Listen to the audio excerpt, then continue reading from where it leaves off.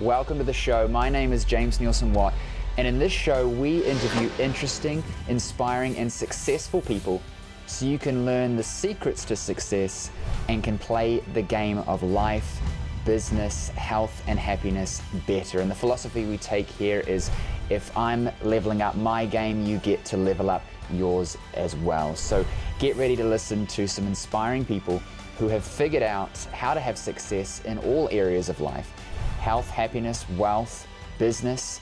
We're going to be interviewing them in this show so that you can learn the secrets to success that they share with practical advice that you can take and use today. So if you enjoy the show, please subscribe, please leave us a review, and please share it with your friends, because if I can help you and you can help others, then we can help more people together and we can all level up our game together.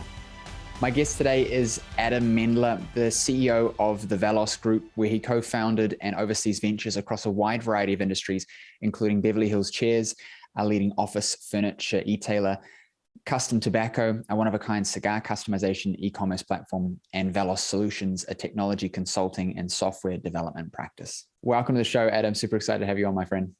James, excited to be on with you and with your audience. I'd love if we can kick off with a bit more about you, give our audience some context. You know, who are you? What was your journey to get to where you are, and what do you do now? Wow, we could spend the entire episode just on this, but I don't want to bore your listeners too much. So I'll try to give the abridged version. I'm from Los Angeles, born and raised here, still live here, love LA. I did my undergrad at USC. I moved to New York for a couple of years after I graduated from college, worked on Wall Street for a bit, came back to LA to get my MBA from UCLA, went back into the world of finance when I was in my late 20s, left corporate America and became an entrepreneur.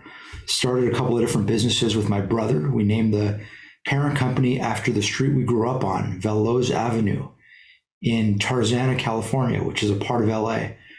And our company is the Velos Group. We've started different businesses in different industries.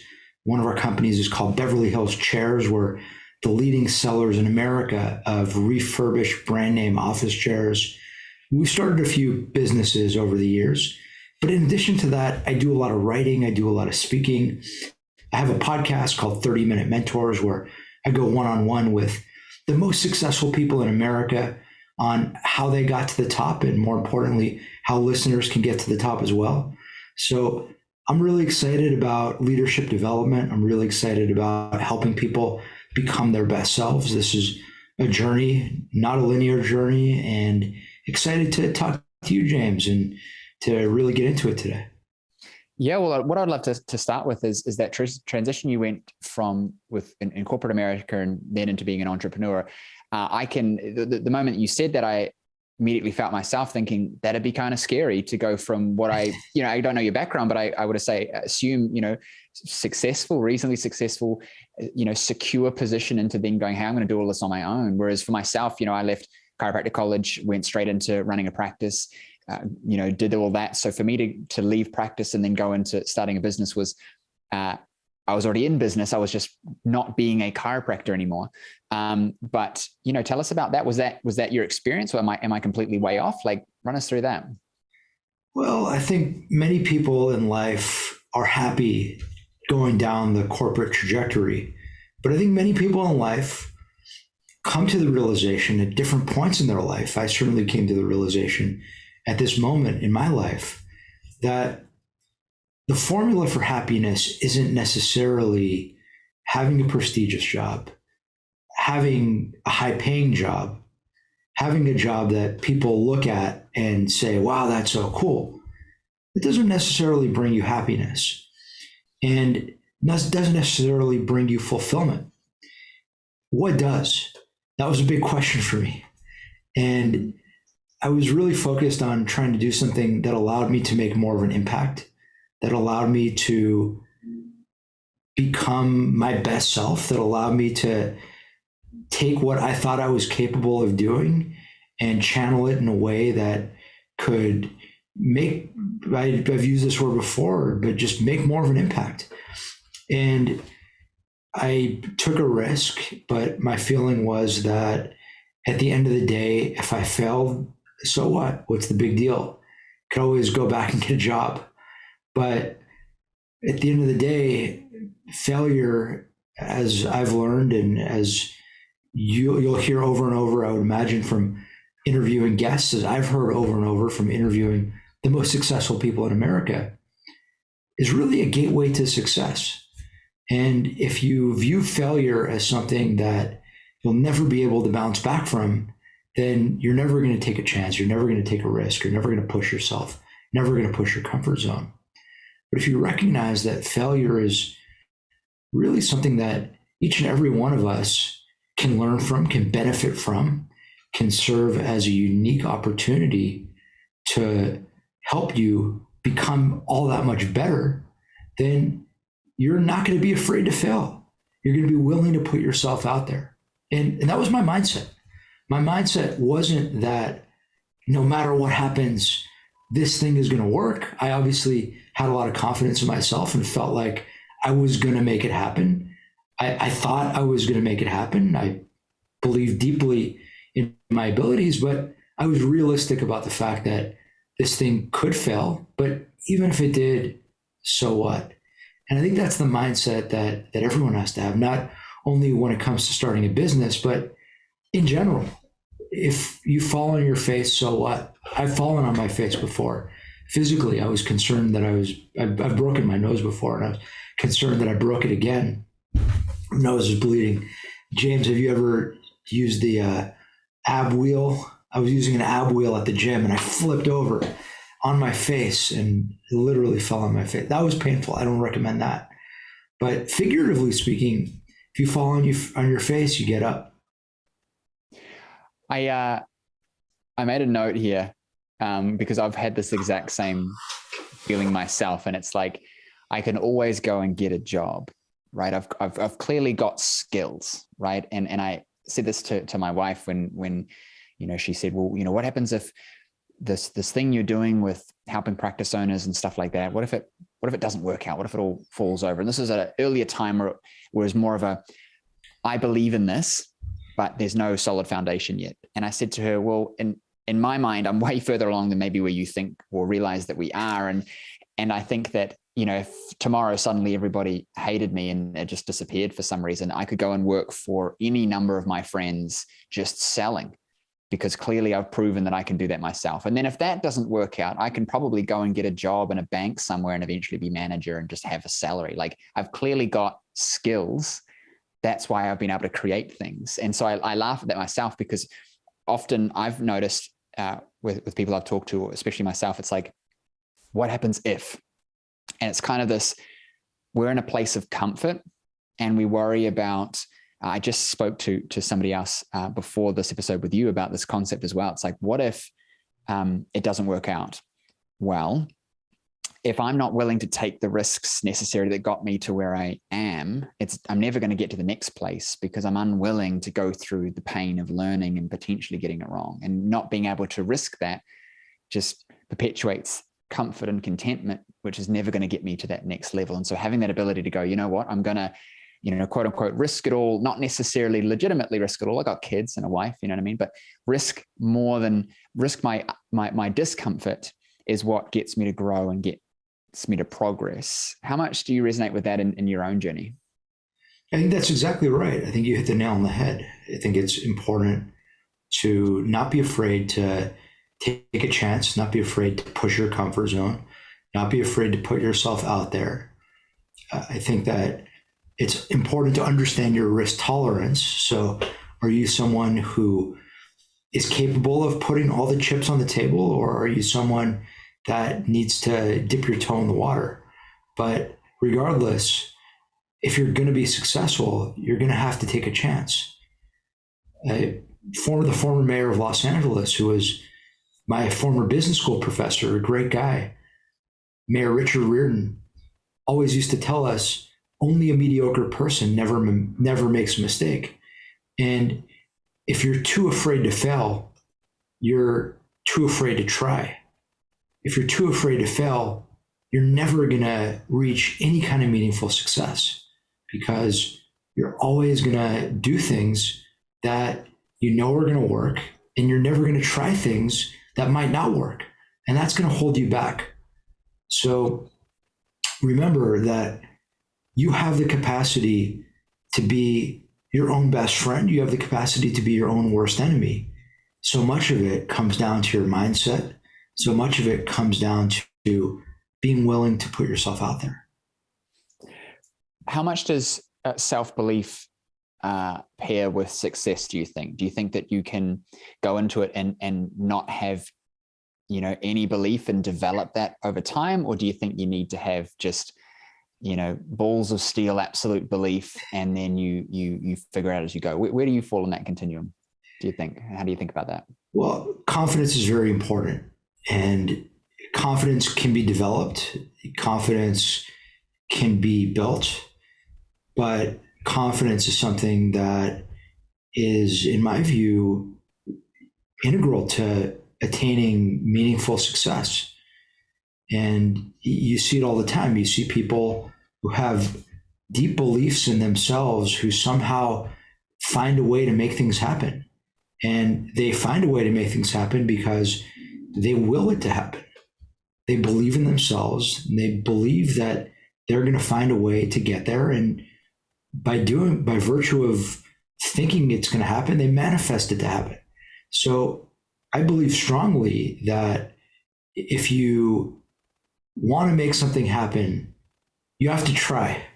And if you believe in yourself, if you have confidence in your ideas, if you have confidence in your ability to execute on your ideas, that's half the battle.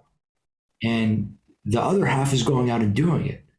But if you don't believe in yourself, if you live a life of deep self-doubt, then, like we just talked about, you are your own worst enemy. You're going to be holding yourself back. You're going to be the one in your own head saying, I can't do this, I can't do that. You're going to be the one who's going to be preventing you from reaching the level of success that you're capable of reaching. So if you want to get there, it really comes with believing in yourself, eliminating self-doubt.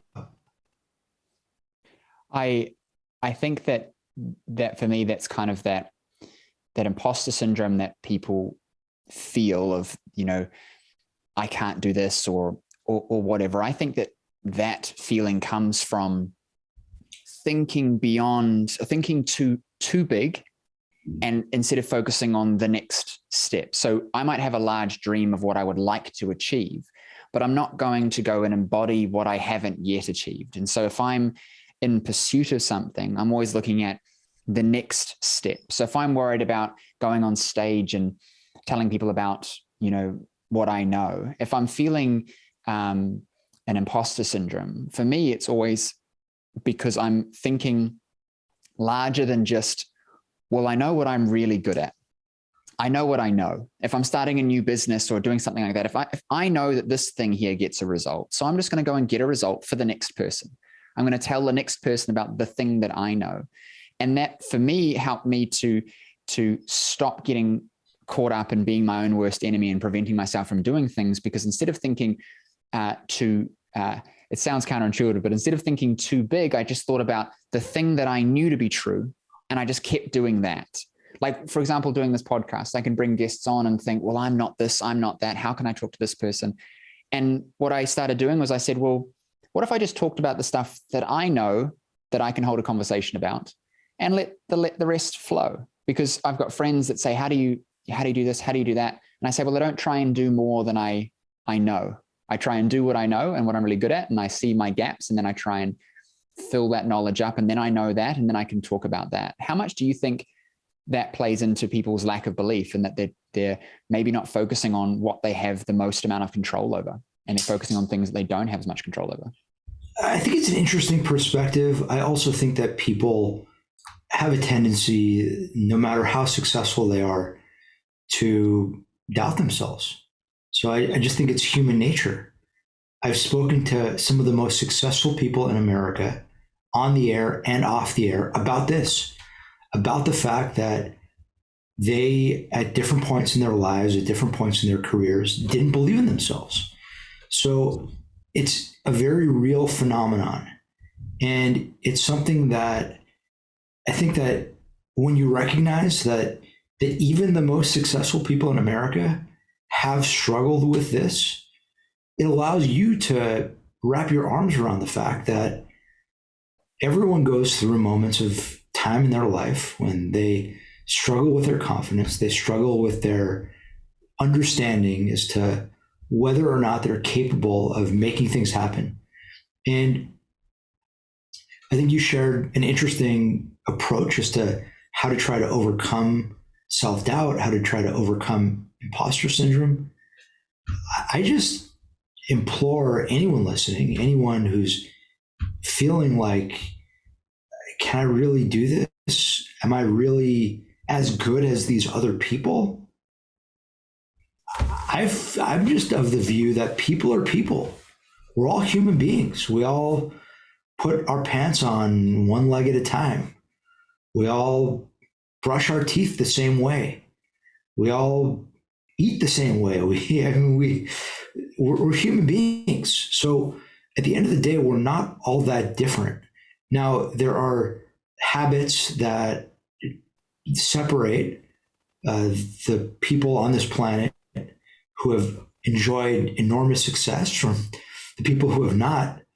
But those people are human too. We're all human beings. So understand that you have as much capability as the next person. There's no reason why, if there's something you want to do in life, if you put your mind to it, if this is what you really want to do, and if you have the skill set to do it, why can't you do it? Now, that isn't to say that I'm ever going to be good enough to play Major League Baseball or ever going to be good enough to play in the NBA. But if you set a target, to your point, that is within your realm, if there's something that you genuinely believe is within your area of capability and you see other people doing it, why can't you do it too? Go out and do it, try it. And if you, like we talked about earlier, if you fall on your face and fail, ask yourself why. What happened? Why didn't it work? What were the reasons why things didn't go my way? Was it just bad luck? Or were there tangible things that took place that I could learn from so that I don't do it again? And so that next go around, my probability for success will be a lot higher. But it really starts with having the mindset that you can. Yes, we can. You can. I'm telling you, anyone listening, you can. I don't know that you could play Major League Baseball. I certainly didn't have that skill set, but we can all do things in life beyond what we may believe we're capable of doing. I've achieved a lot of things that I never thought that, I could. And I learned pretty quickly as things started to be achieved that I didn't think that I could, that I stopped thinking whether or not I could achieve it and instead just kept putting one foot in front of the next and going, where's the obstacle and what skill is missing or person's missing, and progressing. I find that what stopped me a lot, and I learned this through Tony Robbins, is the tyranny of how. And the question is that people always ask is, well, how am I going to do that? And I find that with my own clients, the irony is that you can't think your way out of a solution if you don't have the thoughts at your disposal, so to speak. So if you're asking how, you're not going to know how, because if you knew how, you'd already be doing it. And so the question then becomes, well, what do I need to do? Not how, but what, and who is going to help show me? And for me, when I switched my thinking away from asking how-based questions and always asking what and who-based questions, I started to be more resourceful in how I found solutions. Because the first question I invariably find that people who are struggling ask is always how, and then the successful people that I've interviewed, they're asking it in a different way, because they're realizing that maybe I don't have the answer, and that's okay, but I can go out there and find the answer. I can find who has it. I can find what I need to be doing. What's your thoughts around that, and how we bring sort of solutions into being that help us progress even when we feel stuck? Well, to take a step back and to broaden the discussion a little bit, I'm a big believer that great leaders ask great questions. Great leaders are great listeners. And taking it a step further, great leaders have inquisitive minds, have a growth mindset, are continually trying to learn, continually trying to grow, continually trying to evolve. And how do you do that? By trying to learn from those around you, by trying to ask questions. When you're around someone, that's an opportunity to learn. That's an opportunity to extract knowledge and wisdom. So to your point, James, so much of it comes down to asking great questions and having an eagerness to learn, having an eagerness to engage, and really putting in the time, putting in the effort, and then taking a step back and listening. Listening is so important to success in anything and everything you do in life. No one's ever going to tell you you're listening too much. Think about any circumstance you're in. You're in a negotiation. Is anyone going to say you're listening too much? So all too often we think that leadership is about talking, is about walking into a room and making yourself known, making yourself felt, making yourself heard.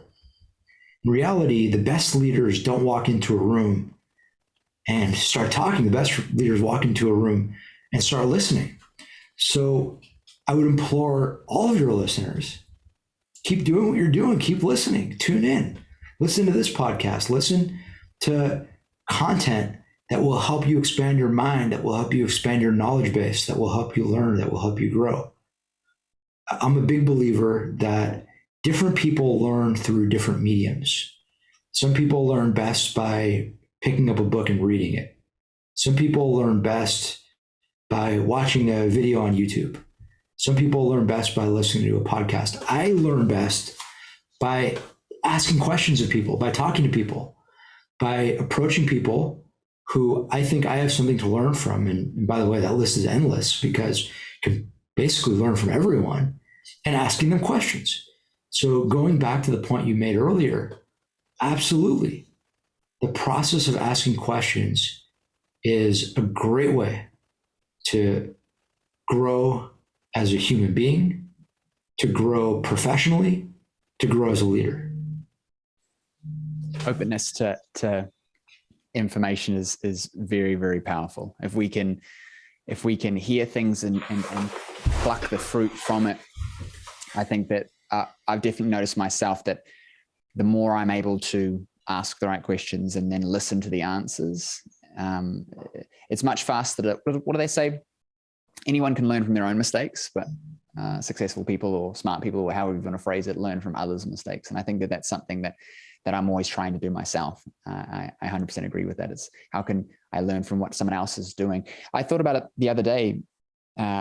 We learn algebra and mathematics in school, and there were people that spent their entire lives studying this stuff and were the pinnacle experts. And now I'm learning it when I was at high school in a casual class, learning this stuff that someone spent their entire life. And we are all cumulatively the effects of everyone's learnings and progressing in technology and knowledge. And it's our job to tap into that if we want to be doing more things. We learn from our parents, good things and bad things. We learn from our friends. And if we want to change our situation, our job is to go out there and find that information that would help us to do that for sure. What's something that you're focused on at the moment? What are you working on at the moment that you'd like to share with us? James, thank you for asking. So working on a number of different things. I do a lot of writing. I do a lot of speaking on the topic of leadership. My podcast is a big focus, 30-Minute Mentors. I'm not sure when this episode is airing, but do you know when it's airing? Probably in the next month. So okay. It's June. Yeah. So I'm nearing 150 episodes on 30-Minute Mentors. As of the day of recording, we're at episode 123. I do an episode a week. 30-Minute Mentors is conversations with the most successful people in America. And the goal really is to walk through, over the course of 30 minutes, conversations with literally the best people across industries. And my goal really is to bring the best network of mentors possible to listeners, and to give listeners an opportunity to hear from Fortune 500 CEOs, Hall of Fame athletes, retired generals, people who have made it to the absolute top in whatever profession that they've undertaken, to both hear about how they've done it, but more importantly, to hear their best advice on how to become more successful in your life, how to become more successful in your career, how to become more successful as a leader. And I can tell you that by virtue of having these conversations, whenever I conduct an interview, I'm learning. Whenever I go back and listen to these episodes, I'm learning. So it's something that I love doing, and it's something that I am extremely passionate about, something that I tell audiences that I speak to all the time, whether it's on my podcast or whether I'm talking to companies or universities or all other kinds of organizations. When you're trying to figure out what you want to do in life, you want to try to check 3 boxes. You want to try to find something that you love. You want to try to find something that you're great at. And you want to try to find something that allows you to make a positive impact in the lives of others. And when you find something that allows you to check all 3 of those boxes, you know you found it. You know that's it. It doesn't feel like work. You can spend all day and all night working on it, and your eyes could be bleeding, and you pass out, and you wake up the next morning and you're fired up to get back at it. And that's a stark contrast to the kinds of jobs that so many of us have had, where you're getting paid well and you're working for a prestigious company, but you're not checking those 3 boxes. You're not doing what you love. You're not doing what you're great at. You're not doing something that is allowing you to make a positive impact in the lives of others. And it could be 1 o'clock in the afternoon and you're completely exhausted, not necessarily exhausted from working hard, not necessarily exhausted from doing any work. You know, I've had jobs where I've spent more time working on my fantasy baseball team than working on my work. But about 1 o'clock in the afternoon, I felt exhausted. And it really comes down to finding work that aligns with you and aligns with allowing you to make a positive impact. So why do I say this? I feel that passion with my podcast episodes. I feel that passion with the other work that I do.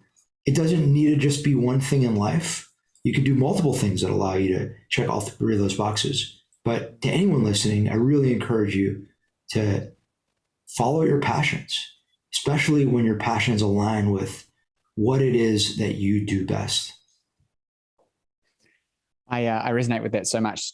Too often we think, well, I need money, and then I go and work a job, and then as we make more money, we tend to lift our lifestyle, which means that we're now more dependent on that job to maintain the lifestyle, and so then we have to keep working, and we're just kind of building this pretty albeit prison around us. And when we start to realize that, and we've got an opportunity to break the mold and go after what we want, or we've got an opportunity to just kind of stay in it. And those of us who take that leap, we come out the other side. And I always see it whenever I interview people like yourself. It's refreshing. We feel more connected to our purpose and more impactful, and there's more vibrancy and energy.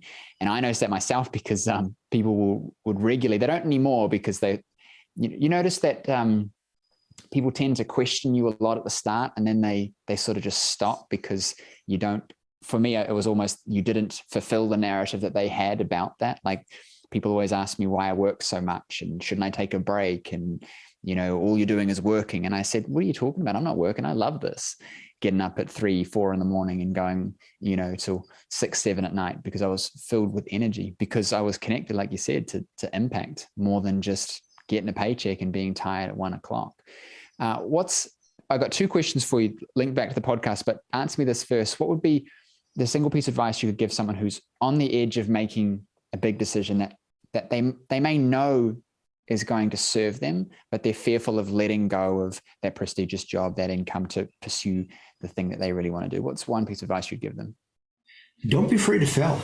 Going back to what we spoke about in the beginning of the conversation, what is the worst thing that happens if you fail? You can always go back and get that job. I did an interview with Ron Williams, former Fortune 100 CEO, and he and I were chatting about this exactly on the air.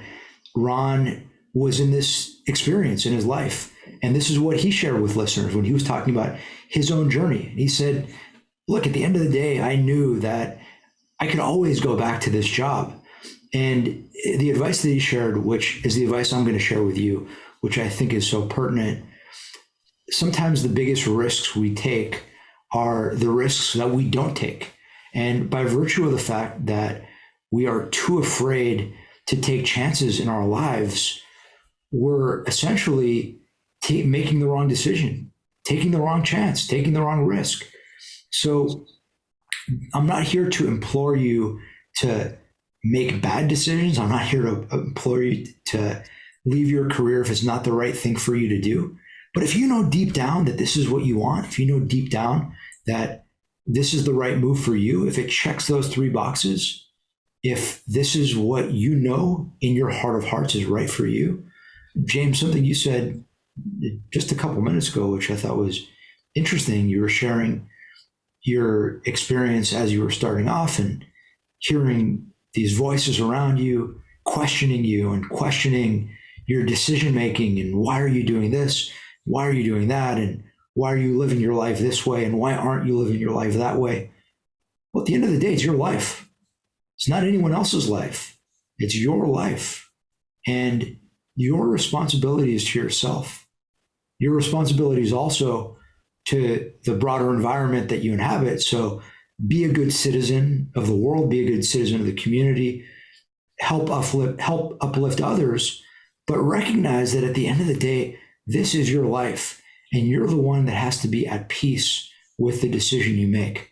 So I know I've shared a few nuggets in there, but to give one last bullet, remember that this is your decision. This isn't my decision. This isn't James' decision.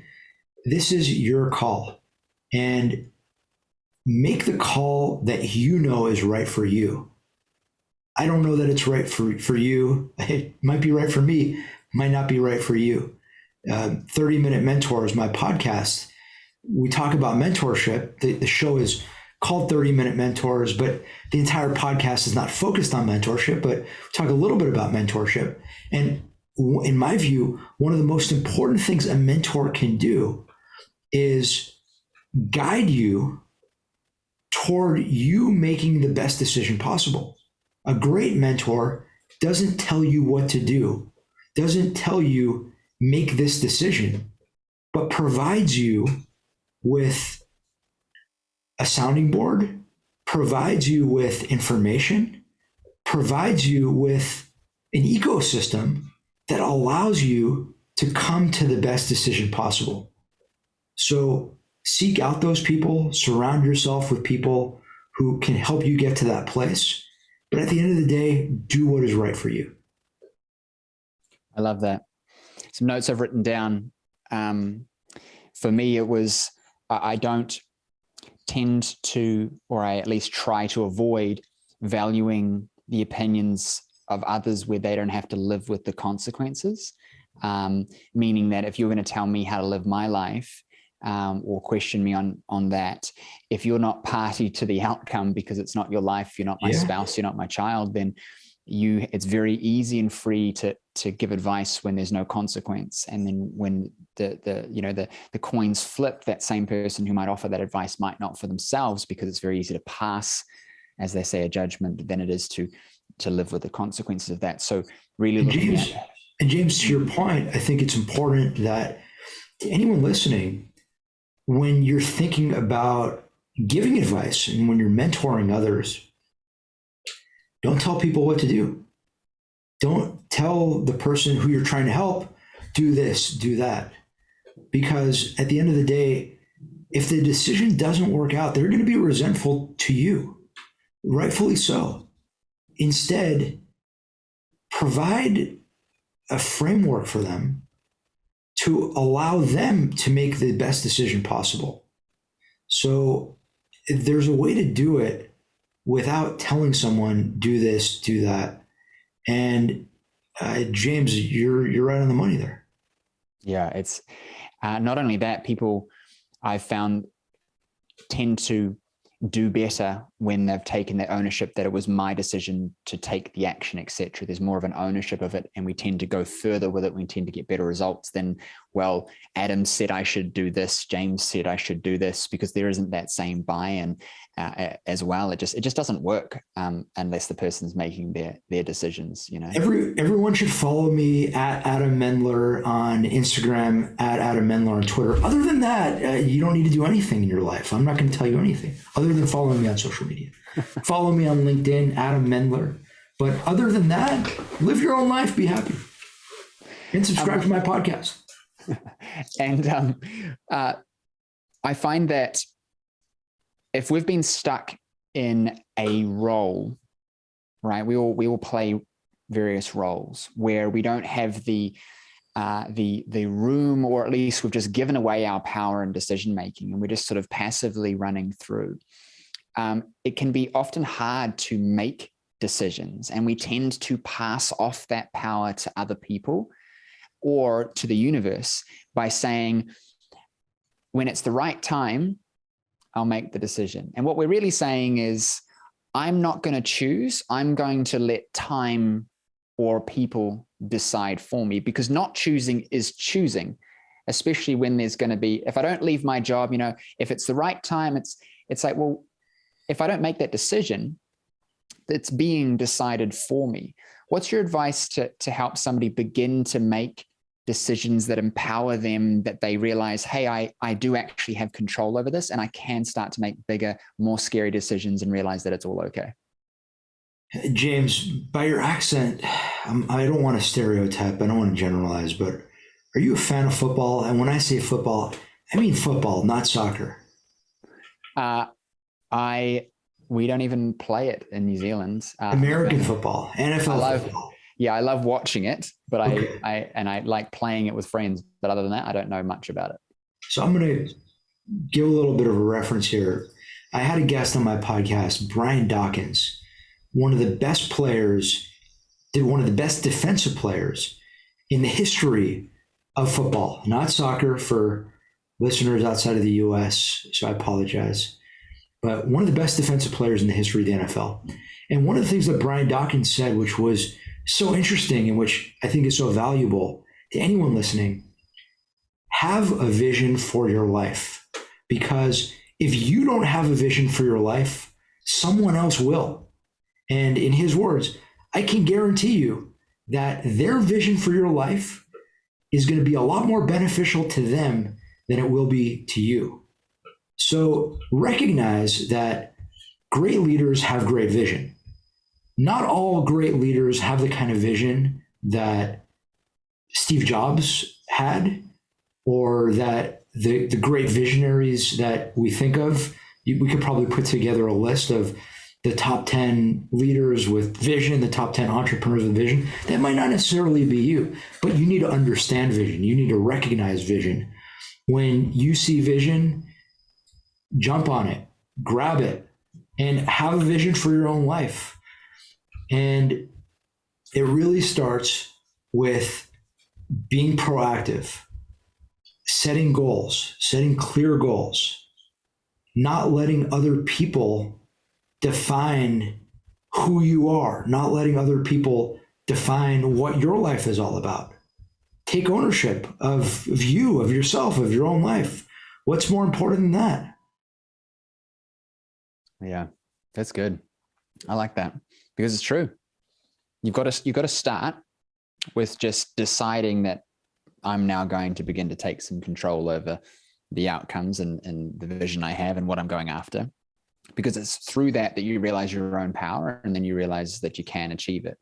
Because otherwise you just start saying, well, I guess I need to be rich because then I'll be happy. So how do I make $1 million? And then you go, I don't know, it's too hard. And then you just quit. Well, you know? I think it's really important to set clear goals.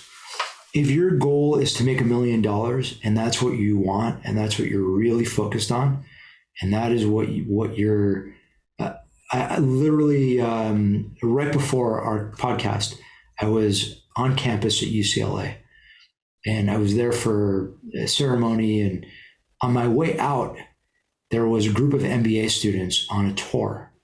And I got my MBA at UCLA, as I mentioned earlier on.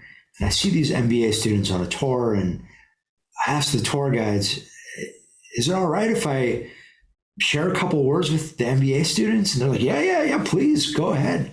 So I asked the students, I said, hey, I'm an alum. I graduated back in 2010. Any questions you guys want to ask me? And so they started firing all these questions at me. And one of the students asked me, what do you think about this? What do you think about that? What do you think about that?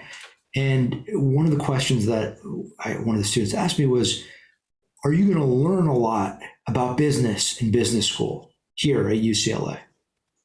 And my answer was, at the end of the day, it really comes down to what you want to get out of business school. If you want to learn a lot about business in business school, you will. If you don't, you won't. If you want to build a great network in business school, you will. If you want to land a great job, you will. It truly comes down to what you're focused on, what you set your mind to, what your goal is. So, James, if your goal is, I want to make $1 million, and that's what you're laser focused on, you will. If your goal is, I want to start a podcast, you'll start a podcast. If your goal is, I want to write a book, you'll write a book. Whatever your goal is, I want to start a business, I want to work in finance, I want to work in real estate, I want to do this, I want to do that. But if you don't set goals, if you're not mindful about living your life, maybe it will happen. Maybe things will come your way.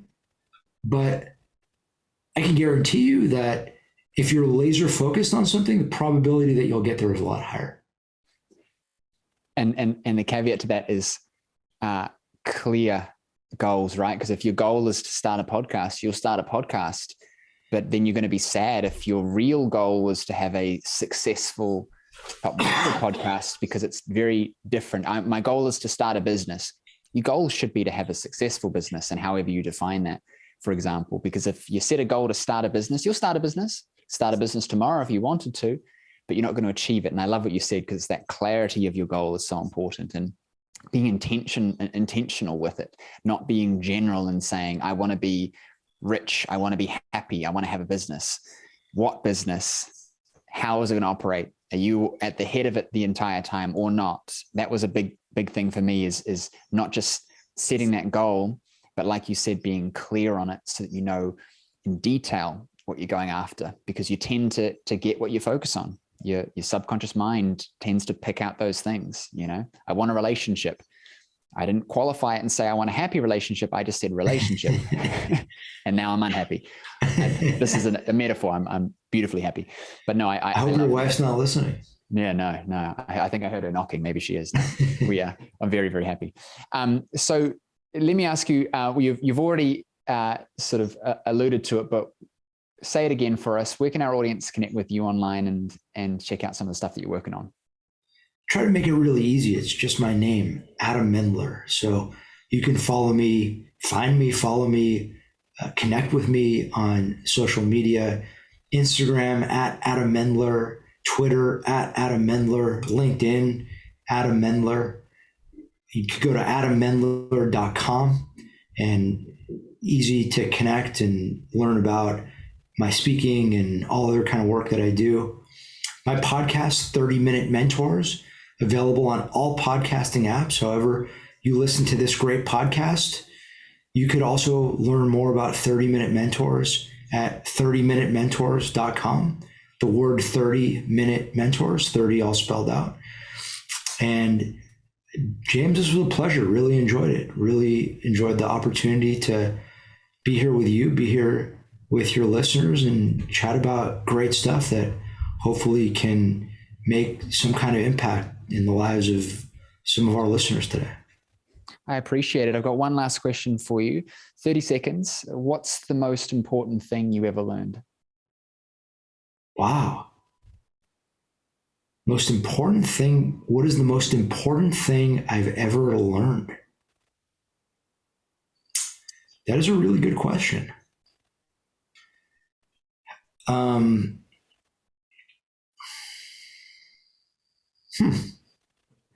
Not to put you on the spot too much. It could be about business, could be about relationships. What's something that you've found valuable? For me, it was that the answers are always in somebody's head. And so my job is to go out there and meet people who have those answers so I can get that knowledge. And so networking was something very important that I've learned in my success. So what's something for you that you might consider to be one of the most important things you've ever learned? Yeah, it's a great question. And to be honest with you, I would really need to think about the most important thing that I've learned in my life, but I can share something that we spoke about really throughout this conversation that I did learn that is critical. Is it the most important thing? Maybe it is. And that is that this is your life. You're living your life. No one else is living your life. You're not living anyone else's life. And your job, I mean, the way it was presented to me was, life is hard enough as it is. Don't make it any harder by trying to make other people happy, by trying to please other people, by trying to live the dreams of others. Live your own dreams. Be your best self. Focus on what you want. Focus on what you want out of life. And that advice, really the advice of recognizing that this is your life. This isn't anyone else's life. And you need to make the decisions and do things that you want to do, not that other people want of you. It was really liberating for me. And I really appreciated hearing that. And it was probably the best piece of advice I've ever heard in my life. So was it the best thing I've ever learned? I've learned, I don't know, that might be offensive to all of my years in college and in graduate school. And I don't know if my professors, I didn't learn that from a professor. I learned that from my mom. So shout out to my mom for that advice. Shout out to my $1 million advice. No, I like that. It's your life. It's not anybody else's. And I feel like for me, I know that, and I'm doing that every day, but every day it becomes more real. I've got a 3-year-old boy and a 1-year-old boy.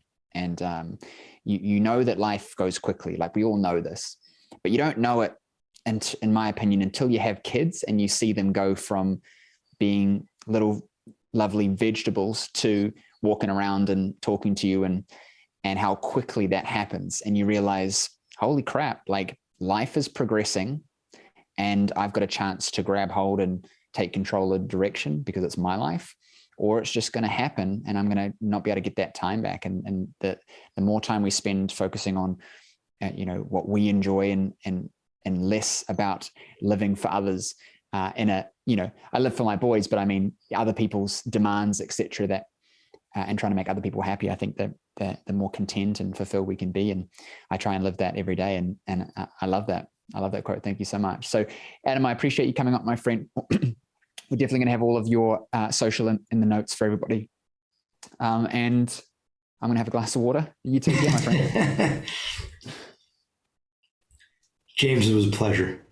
Take care, friend. Thank you for checking out this episode. If you liked it, please make sure to subscribe and share it with your friends. And if you're a healthcare professional who wants to get serious about business, check out practiceowner.com, where we have a whole lot of resources on helping you to grow more impactful and more financially viable practices. So that's practiceowner.com. Go and check that out if you're a health professional serious about business, and don't forget to subscribe.